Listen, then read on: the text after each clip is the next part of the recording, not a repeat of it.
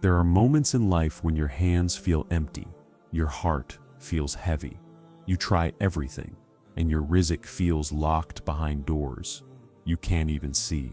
You push, you hustle, you pray, yet nothing seems to move. But what if the problem is not your effort and not your destiny, but a spiritual key you have not yet used? Ibn Arabi taught that when a believer feels trapped, Allah does not want them to chase the world harder. He wants them to turn to Him deeper. Because there are 4 names of Allah that, when recited with a sincere heart, change the flow of your rizq and open doors you never even knew existed. Change the direction of your life, because the lessons you start about to hear, stay with me, may be the turning point your heart has been praying for. Ibn Arabi teaches that rizq is not something you chase, it is something you attract by who you become. Most people think rizq is only money, salary, business, or luck. But in reality, rizq begins long before it reaches your hands. It begins in your heart. A closed heart creates a closed life. A heart full of fear creates a life full of barriers. A heart heavy with doubt sees no opportunity, even when it stands right in front of it. Ibn Arabi says that the heart is like a vessel. When your heart expands through trust, gratitude, patience, and remembrance of Allah, your entire world expands with it. Rizq begins flowing from places you never imagined, because now you are spiritually ready to receive what was already written for you. Allah will never pour more into a vessel that is too tight, too distracted, or too full of the dunya to hold His blessings. Think about it. How many times have you felt stuck, but the real cause was not outside, it was inside? A person can have talent, intelligence, and opportunities, but if their heart is suffocated by stress, jealousy, anxiety, or resentment, rizq becomes blocked. Not because Allah withholds, but because the heart has no space to receive. Ibn Arabi reminds us, Allah gives according to the capacity of the heart. Expand, and the giving expands. So how does the heart expand? The moment you start thanking Allah for the small things, He begins sending the big things. Gratitude widens the container of your heart, making it capable of holding more blessings. It expands through shukr, gratitude. It expands through tawakkul, trust. When you release the fear that controls you and hand your worries to Allah, He replaces that fear with openings, ease, and unexpected pathways. It expands through sabr, patience. Not the patience of sitting passively, but the patience that believes, if Allah has written it, it is already coming toward me. It expands through dhikr, remembering Allah with humility, sincerity, and longing. Every time you say His names, the heart softens, widens, and becomes lighter. And a light heart attracts light. And this is the secret Ibn Arabi wanted the seeker to know. A person whose heart is soft, open, and connected to Allah lives in a flow state. They don't chase rizq, rizq begins chasing them.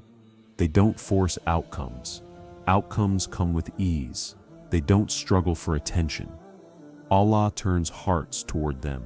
Your rizq isn't waiting outside, it's steps waiting inside, waiting for your heart to become big enough to receive what Allah already prepared. When the heart expands, life expands. When the heart remembers Allah, the world remembers you. When the heart opens, doors open. This is why the first step to attracting rizq is expanding the heart that asks for it. Ibn Arabi teaches that every name of Allah is not just a word, it is a doorway, a light, a spiritual force that reshapes your destiny the moment your heart connects to it. Most people recite the names of Allah without understanding the depth behind them, but Ibn Arabi revealed something profound. Every name of Allah carries a specific energy that unlocks specific blessings in your life. When you call upon Ar-Razzaq, you are calling the one who creates your rizq from nothing. When you call upon Al-Fatah, you are calling the one who opens doors hidden behind impossibilities. When you call upon Al-Wahhab, you are calling the one who gives without limit and without needing a reason. When you call upon Al-Karim, you are calling the one whose generosity overwhelms the heart. Ibn Arabi said that remembrance is not about repetition alone. It is about aligning your soul with the divine attribute you call upon. Meaning, when you recite the 4 names of Allah for Rizq, you are stepping into the spiritual frequency of abundance, mercy, and divine provision. You are not simply repeating sacred words. Your tongue speaks the names. Your life reflects the names. Your heart receives the names. This is why reciting a name of Allah can change situations instantly. It is not the sound of the word. It is the light behind the word that enters your heart and alters your destiny. Ibn Arabi teaches that when a believer calls upon Allah with sincerity, the unseen begins to move. Paths are rearranged. Barriers weaken. People's hearts soften. Resources you never expected begin flowing toward you. Because when you call on Allah through His names, you are waking the heart to the truth that you are not asking someone far away. Allah is with you, seeing you, providing for you, and planning for you. This is why Ibn Arabi used the names of Allah as a spiritual technology, a way of transforming inner states and outer realities. Reciting the 4 names of Rizq daily, especially 71 times, as many spiritual masters recommend, does something extraordinary. It cleans the heart. It elevates your spiritual vibration. It aligns your intention with divine generosity. It pulls blessings already written for you into your visible life. But here is the secret Ibn Arabi emphasized. The names of Allah do not change Allah. They change you. They soften your heart, awaken your trust, silence your fear, strengthen your hope, and make you receptive to what Allah wants to give you. Because Rizq is not only about receiving, it's also about being spiritually ready to hold what is given. A person filled with Dhikr becomes like a lit lantern, bright, open, inviting, attracting divine mercy, and mercy brings Rizq with it, wherever it goes.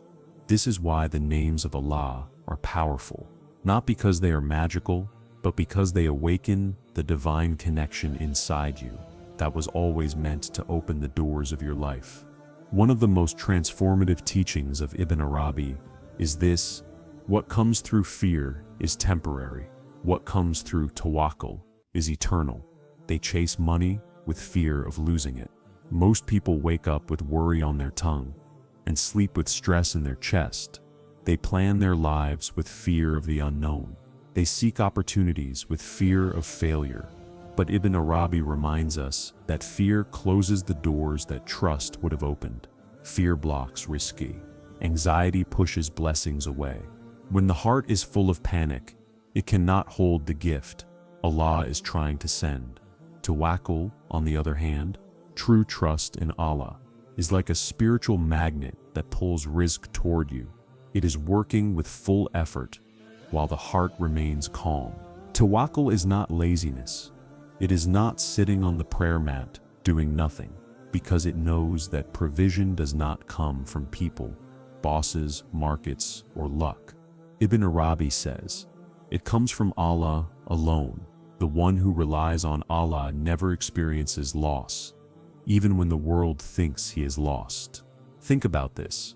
How many times in your life did something seem impossible, yet Allah opened a way you never expected, and you didn't even know it? That was tawakkul, working in the unseen. A person who constantly worries is telling their heart, everything depends on me. But a person with tawakkul tells their heart, everything depends on Allah, and Allah responds according to what your heart believes. If your heart believes the world provides, you will walk with a calmness that confuses everyone around you. You will live in fear of the world. If your heart believes Allah provides, Ibn Arabi teaches that anxiety is a veil. Fear blinds you to opportunities. A curtain that blocks the believer from seeing the doors Allah already opened. Fear makes you cling to what is slipping away. Tawakkul sharpens your spiritual vision. Tawakkul makes you ready for what Allah is sending your way. Fear creates a small life. Tawakkul creates a vast life. When you trust Allah fully, you start to notice something extraordinary. Blessings begin to arrive without effort. People start helping you without asking. Paths open without explanation. Hardships soften without warning. And rizq flows in forms you never prayed for, because Allah gives more to the one whose heart rests in Him. Ibn Arabi calls tawakkul the wings of the believer. With it, you rise above circumstances, above fear, above the illusions of this world. Without it, you remain grounded, stuck, heavy. True tawakkul sounds like this: I trust the plan, even when I do not understand the delay. I do my best, and Allah completes the rest. I believe Allah is working on my behalf, even when I see nothing changing. This state of heart attracts rizq faster than any strategy, hustle, or human effort, because rizq is not granted to the anxious mind. And when Allah sees a heart that relies on Him, it is granted to the trusting heart. He writes a destiny for that person that no human being could ever block. Ibn Arabi teaches a truth that can heal years of frustration in a single moment. Delay is not rejection. Delay is preparation. Most people experience a setback and immediately assume something has gone wrong. They lose hope. They think Allah is ignoring their dua. They believe their rizq is blocked or their destiny is closed. But Ibn Arabi reveals the deeper spiritual reality. If something came before you were ready, it would not be a blessing. Allah delays only to shape you, strengthen you, refine you, and elevate you before the blessing arrives. It would crush you. Every delay has wisdom. Every pause has protection. Every not yet is Allah saying, I am preparing you for something bigger than what you are asking for. Look back at your life. How many times did you desperately want something, but later you realized that not getting it saved your heart, saved your future, saved your iman? How many times did you pray for a door, but Allah kept it closed? Allah withholds to give. When He delays, He is arranging only to open a better one that you didn't even know existed. Ibn Arabi says, this means your blessing is not cancelled, it is under divine construction. Things are moving in the unseen. Jobs, opportunities, and people are being shifted. Hearts are being changed. Paths are being rearranged so that everything aligns perfectly with what Allah wrote for you. But here is the painful truth. When a blessing is delayed, the heart is tested. This is where many people fail. They break down, they complain, they question Allah. They give up right before the breakthrough was about to reach them. But Ibn Arabi teaches that a believer's heart must learn the difference between delay and denial. Denial means it was never written for you. A blessing received at the wrong time becomes a burden. Delay means it is coming, but Allah is still preparing you for it. A blessing received with an unprepared heart becomes a test. A blessing received without gratitude becomes a punishment. So Allah delays, not to hurt you, but to protect you from a destiny you weren't ready to carry. Sometimes He delays because your body is ready, but your heart is not. Sometimes He delays because He wants your dua to grow deeper. Sometimes He delays because the blessing is ready, but the path is not. Your reliance to grow stronger. Ibn Arabi calls this period the sacred waiting. Your faith to become unshakable. It is the time where Allah molds you quietly, invisibly, through patience, due process, sacrifice, and trust. You understand why the delay was necessary, and when the blessing finally arrives, you feel the mercy in every second you were made to wait. You see the wisdom clearly. What you thought was a delay, don't lose hope. So today, if something in your life feels slow, stuck, or silent, was actually Allah's way of giving you more than what you asked for. Don't think Allah has forgotten you. The delay is not a punishment, it is preparation. And when Allah finally delivers, He delivers beyond your imagination. One of Ibn Arabi's most comforting and life-altering teachings is this: your rizq was decided before your first breath, before you opened your eyes, long before you entered this world, before you cried for the first time. Allah had already written every grain of rizq you will ever receive, before you ever worried about money, stability, or survival. Every coin that will touch your hand, every meal that will feed your body, every opportunity that will lift your life, every person who will support your journey, every blessing that will arrive exactly on time, every door that will open for you. Not a single piece of your provision is random. Not a single delay is a mistake. Not a single blessing is accidental. Ibn Arabi says, "What is written for you moves toward you with certainty, even if you run in the opposite direction." This means no human has the power to reduce your rizq. No employer can block what Allah has ordered. No enemy can destroy what Allah has protected. No situation, no economy, no hardship can erase what has already been decreed. Your rizq does not depend on the world. It depends on the one who created the world. This is why Ibn Arabi warned against chasing life with panic, because panic makes you believe you are the one providing for yourself. You carry a weight that was never meant to be on your shoulders. But the moment you think you are your own provider, Allah tells the angels your rizq while you are still in the womb.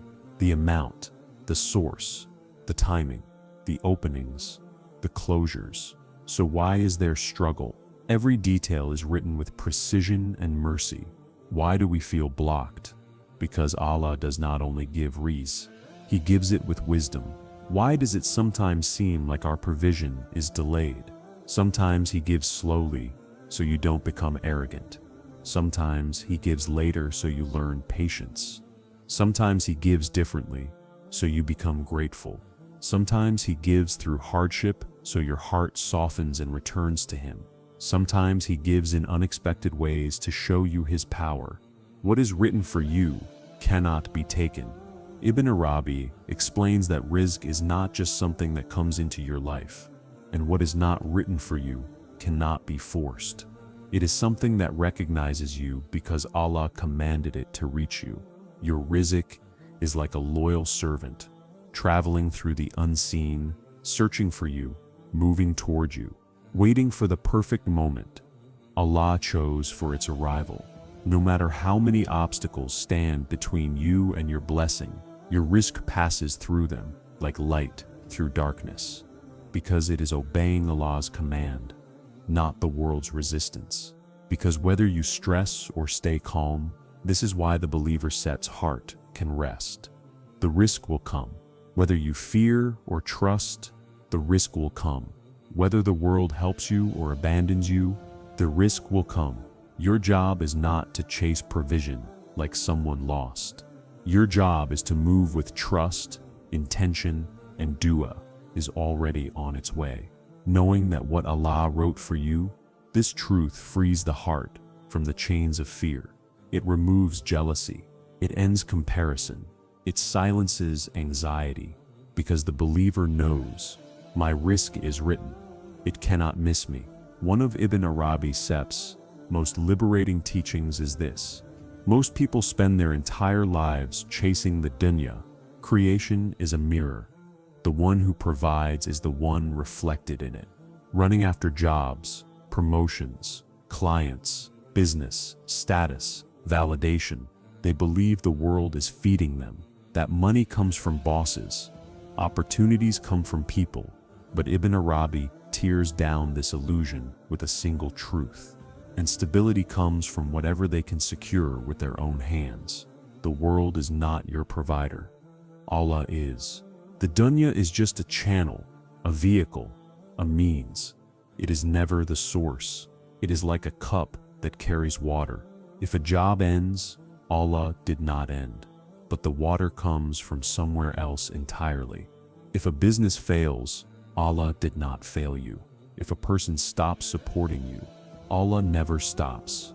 The mistake we make is attaching our hearts to the creation instead of the Creator. We think our provision is tied to someone's approval, someone's decision, someone's mood.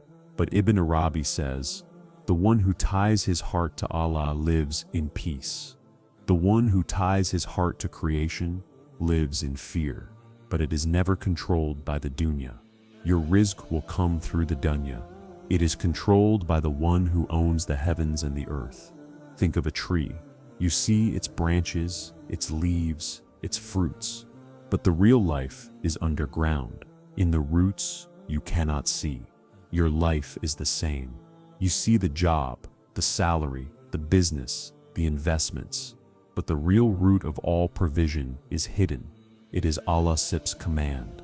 This is why the believer stays calm when others panic, because they know if the door of rizq closes, Allah will open another from where you never expected.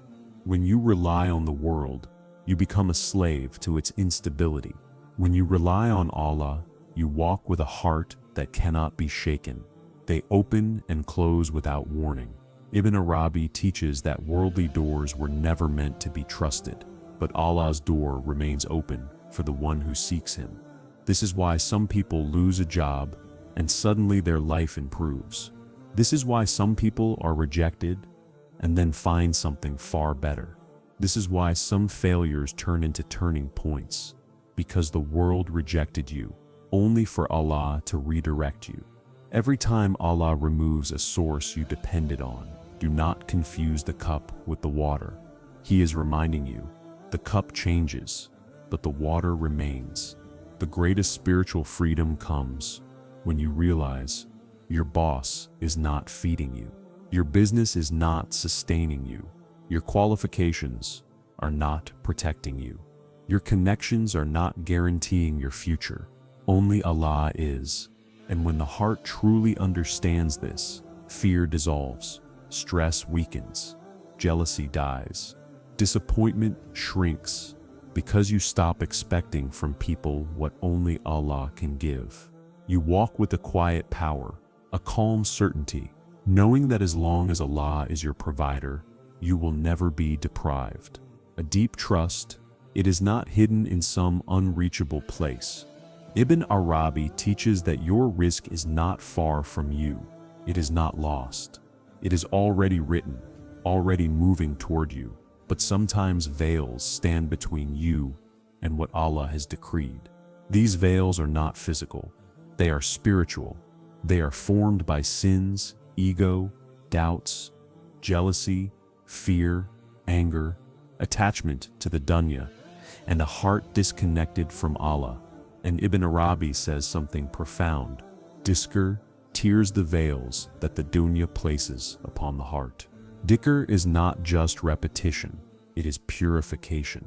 It is polishing the mirror of the heart until it reflects divine light again. Imagine standing in a beautiful garden. Your rizq is right in front of you, but there sets a thick fog covering your eyes. The garden is there, the fruit is there, the blessings are there. Dhikr is the wind that clears the fog, but you cannot see them. You cannot reach them. You cannot benefit from them. Every time you say a name of Allah, the heart becomes lighter. The vision becomes clearer. The path becomes visible. Ibn Arabi explains that the heart was created to receive light, but the dunya constantly throws dust on it. Emotionally open, making your heart spiritually clean, Dhikr wipes away the dust and ready to receive whatever Allah wrote for you.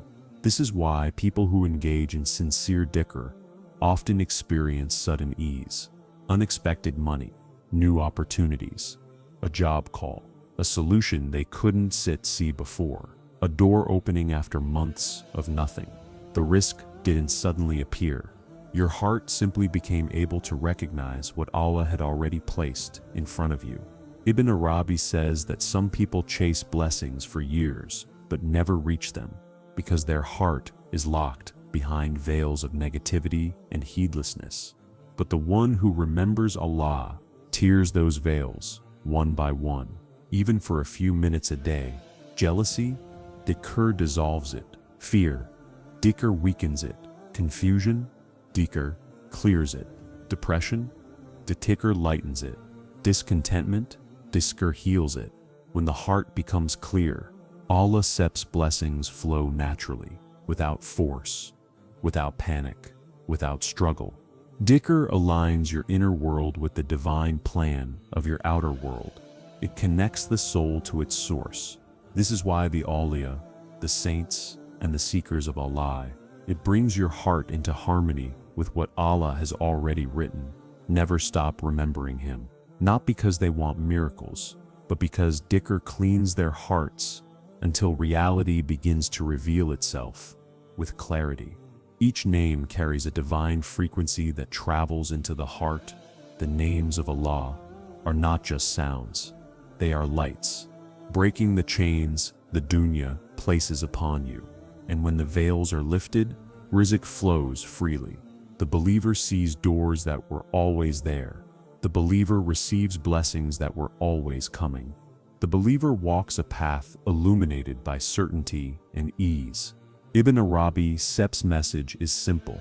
You need to clear the heart so it can reach you.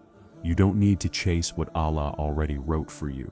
And Dhikr, especially the remembrance of Allah's names, is the key that unlocks everything. Ibn Arabi teaches a life-changing secret of the spiritual path. The one who honors Allah in private is honored by Allah in public. We often think honor comes from people, from validation, praise, recognition, or societal approval. But Ibn Arabi flips this illusion upside down. He says that true honor does not come from humans, because humans are inconsistent. They praise you today and forget you tomorrow. They lift you up when they benefit from you, and turn away the moment you have nothing to offer them. Allah honors in a way that no human can imitate, but Allah, with dignity, elevation, protection, and unseen openings. And Ibn Arabi explains that this honor begins not in public places, but in the quiet corners of your life that only Allah sees. When you pray in the last part of the night while the world sleeps, Allah honors you with peace during the day. When you give sadaqah in secret, Allah honors you with barakah, so visible it amazes people. When you refuse to respond to someone's hurtful words, not because you are weak, He honors you by protecting your reputation without you saying a single word. When you lower your gaze, but because you fear Allah. When you choose halal over haram. When you say astaghfirullah after a mistake. When you choose silence over gossip. When you forgive, even when you could seek revenge. In all these hidden acts, you are honoring Allah. And Allah in return writes a destiny for you filled with honor. Ibn Arabi says, the one who walks toward Allah, Allah causes the creation to walk toward Him, meaning your rizq increases. People feel drawn to help you. Opportunities come easier. Barriers fall without a fight. Hearts soften toward you. Doors open without knocking. Your presence gains a spiritual weight that cannot be explained logically. Why? Because you honored Allah when no one was watching. Ibn Arabi teaches that honor is not something you chase. It is something you attract by the purity of your relationship with Allah. If your honor depends on people, you will always feel insecure. If your honor comes from Allah, no one can take it away. Honoring Allah means you obey Him even when it costs you. You remember Him even when you are tired. You restrain your ego even when you want to explode. You choose patience even when your heart is burning. You choose purity even when temptation surrounds you. You are proving to Allah that your heart belongs to Him. In these moments, you choose dua. even when the situation looks hopeless. And when Allah sees a heart loyal to Him, He lifts that person above their circumstances. This is why some people rise in life with no explanation. They don't yet have powerful connections. They don't yet have impressive backgrounds. They don't yet even have extraordinary skills. But they have sincerity. They have hearts that honor Allah. They have humility.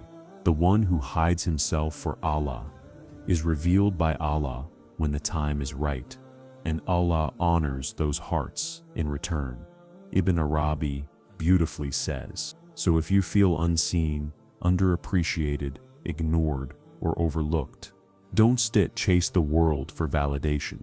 Honor Allah in your actions, in your character, in your intentions, and watch how He honors you in ways the world will never understand.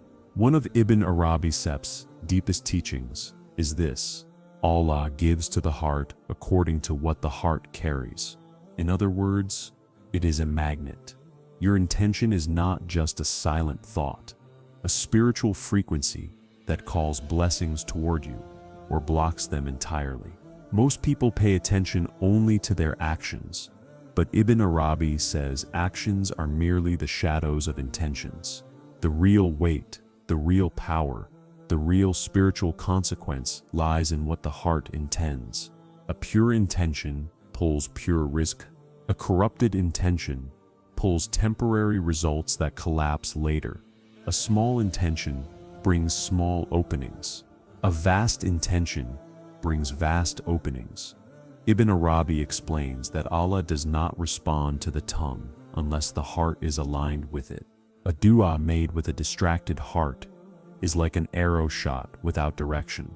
It flies, but it reaches nowhere. But a dua made with a sincere, focused, grateful heart can split open the heavens. Your intention determines your destiny more than your efforts. Two people can do the same action: give charity, pray, work, recite the names of Allah. The difference: but one receives oceans of Barakah, while the other sees no change. The heart behind the action, the outward act, is the body. The intention is the soul. A body without a soul has no life. Ibn Arabi says, so what purifies an intention? If you pray to be seen, praised, or admired, your prayer becomes a performance, one removing the ego from your worship. But when you work silently, if you give charity to impress, your charity becomes a transaction with people, not with Allah. Give quietly, worship privately. Your sincerity becomes pure light that reaches Allah without obstruction. 2. Seeking Allah, not the dunya, through your actions. When you recite the names of Allah only to get money, your intention is small. But when you recite the names to draw closer to Allah, to soften your heart, to align with His attributes, then rizq flows naturally, as a gift, not as a bargain. Ibn Arabi says that the highest intention is not to receive, but to connect. And when you seek Allah, the dunya chases you. 3. Intending good for others. A heart that wishes well for the creation is a heart Allah loves. When you pray for someone else accepts His rizq, Allah increases yours. Allah elevates you. When you give without expecting return, when you help someone rise, Allah sends support from directions you didn't even look at. Your intention expands every time you remove selfishness from it. 4. Accepting Allah's sips, timing without bitterness. It becomes cloudy. If your intention carries frustration, entitlement, or resentment, but when your intention carries trust, the heart becomes a vessel capable of receiving greater blessings. Ibn Arabi explains that some people's sips, rizq, is delayed, even when the answer is slow, not because Allah is withholding, but because their intention is still impure, still mixed with ego, still driven by fear or comparison. Allah wants to give you everything you ask for, but He wants to give it to the version of you that is worthy of carrying it. 5. Expanding your intention beyond the dunya. But Allah is Al-Kareem, the most generous. Most people ask for just enough to survive. Ibn Arabi says, "Why ask small when you worship the one who gives without limit? Your Lord gives according to the size of your intention, so make it vast." If you intend to use your rizq to help others, Allah gives more. If you intend to elevate your family, Allah opens doors. If you intend to become a source of goodness, Allah transforms your entire life. The heart reflects what it intends. Your life is a mirror of your intentions. If you live with jealousy, nothing feels enough. If you live with gratitude, everything feels abundant. If you live with greed, your blessings slip away. If you live with sincerity, your blessings multiply. You plant intentions inside it. Ibn Arabi teaches that the heart becomes like a garden, and Allah causes them to grow in the unseen until one day you look around. Your life is a reflection of seeds you once planted quietly and realize everything you have. And here's the most beautiful part. A pure intention turns even the smallest deed into a river of reward and rizq. A smile, a moment of dhikr, a prayer, a sincere dua, a silent act of kindness. When done for Allah alone, it becomes the reason for a blessing you couldn't even imagine. So ask yourself, what does my heart truly intend? Because according to Ibn Arabi, pure the intention and watch Allah purify your path. Your intention is already shaping the rizq you will soon receive. Ibn Arabi teaches one of the most beautiful and intimate truths of the spiritual path. Most people think dhikr is simply repeating words. When you remember Allah, He remembers you in a way greater than you can imagine. But Ibn Arabi reveals that dhikr is an exchange, a conversation between the created and the Creator, a bridge that brings the heart closer to the one who never forgets. Your heart is calling the one who hears every whisper. When your tongue says Ya Allah, sees every tear, and when Allah remembers you, it means He turns His mercy toward you and knows every hidden fear inside you. His ease toward you, His protection toward you, His guidance toward you,